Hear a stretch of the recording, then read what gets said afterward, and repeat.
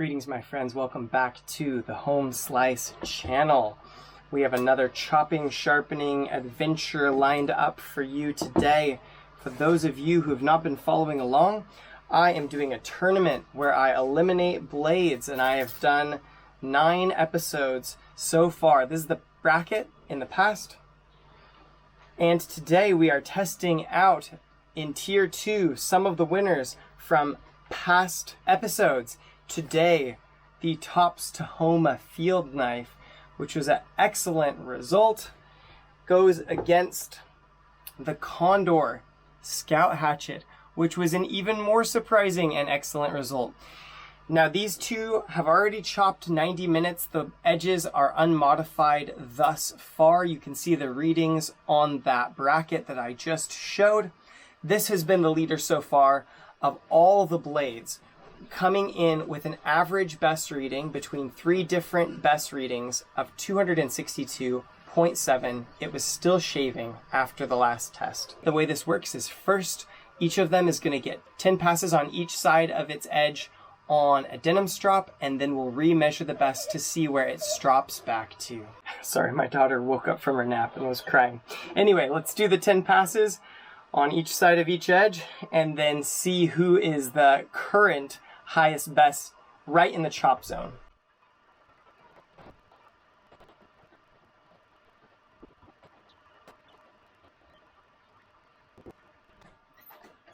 Hot dogs coming out to you, Abba. He's absolutely convinced that you must have them. Okay, I'm in the middle of a video, but thank you. I'll be right in. Thanks, Mara. Okay, let's make sure we're lined up here. Best machine. We shall test the TOPS Tahoma Field Knife first. Right in the chop zone. This will be interesting because this is definitely harder. This is 1045. This is 1095. This is probably 57 HRC. This would be, I would guess, low 50s. Okay. Where's the chop? Right there.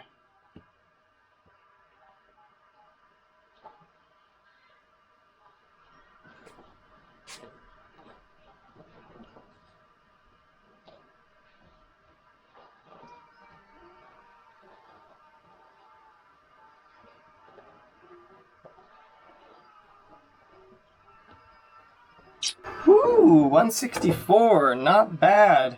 The original reading on this, after the original sharpening, was 109. So that's gained somewhere in the vicinity of 50, 55 best.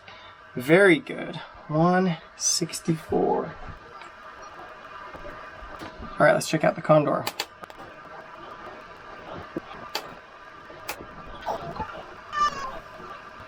Woo!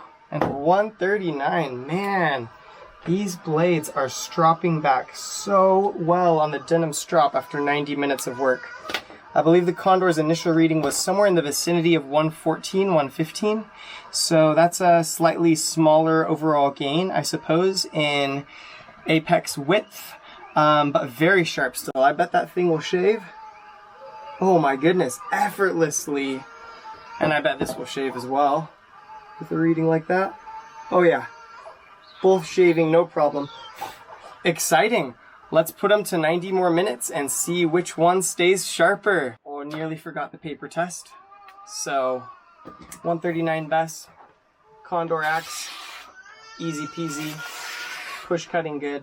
Little tiny chips up here at the top. TOPS Tahoma. There's a little hiccup right in the middle, but barely enough to hold you up in a slice cut. Definitely a little bit of damage on it, on both blades, but the majority of the edge has been brought back razor sharp just by 10 passes on the denim strop.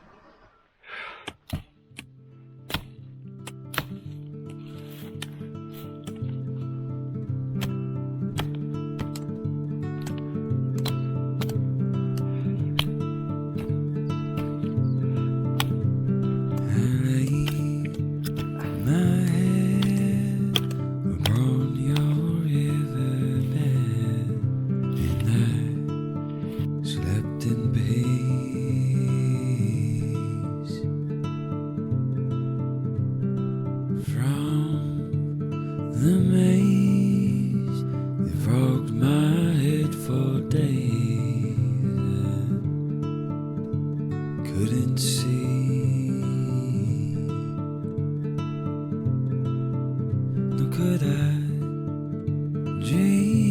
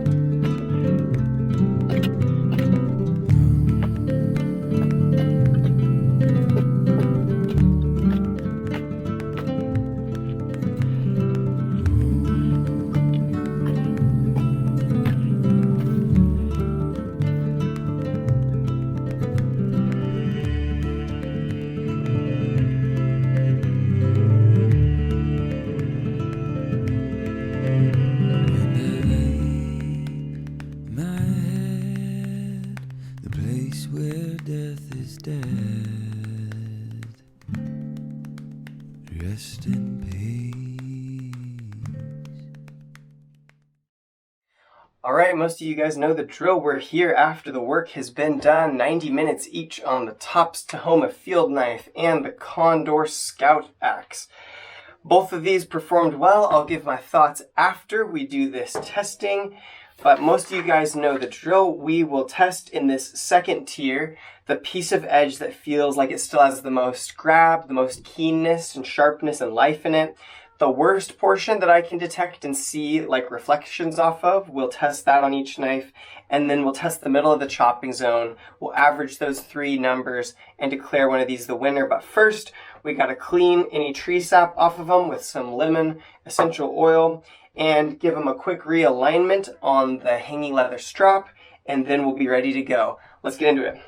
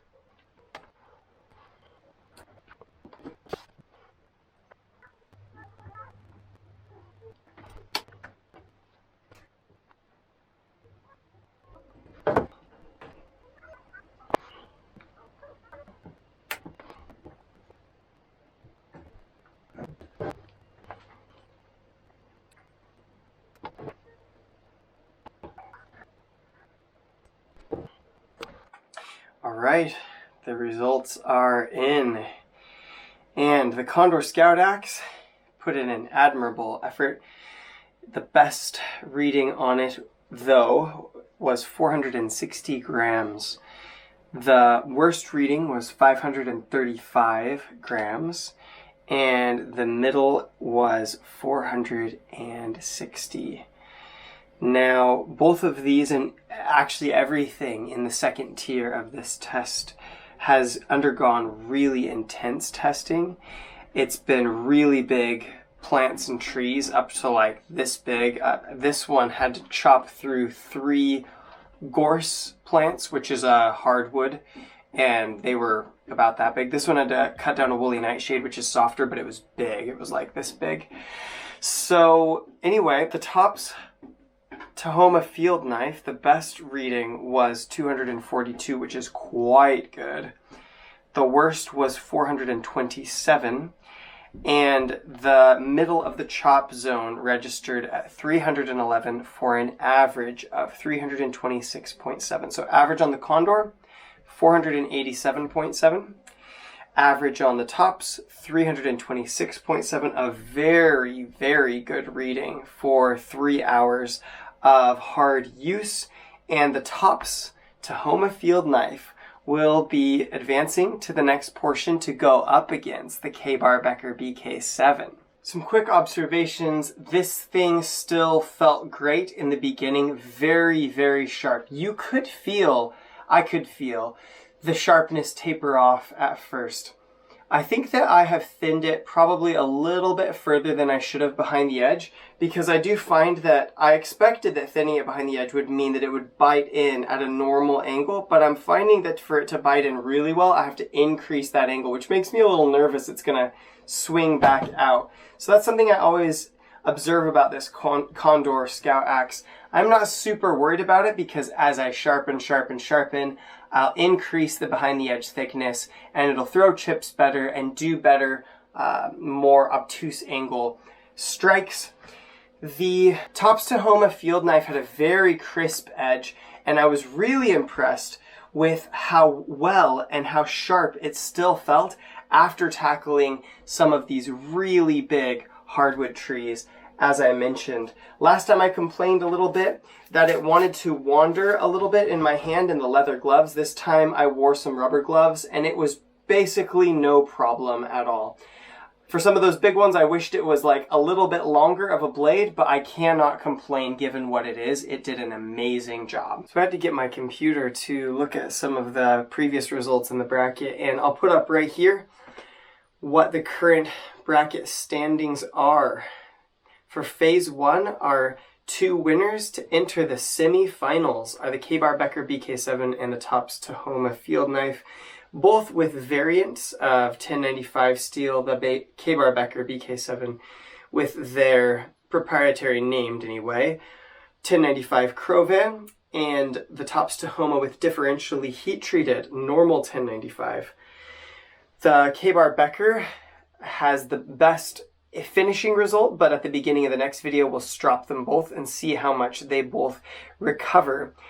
At the same time, the TOPS is putting up very, very impressive numbers. Now, at the beginning of this test, I stropped both the Tahoma and the Condor was substantially sharper, measuring in at 139 best, a very keen edge.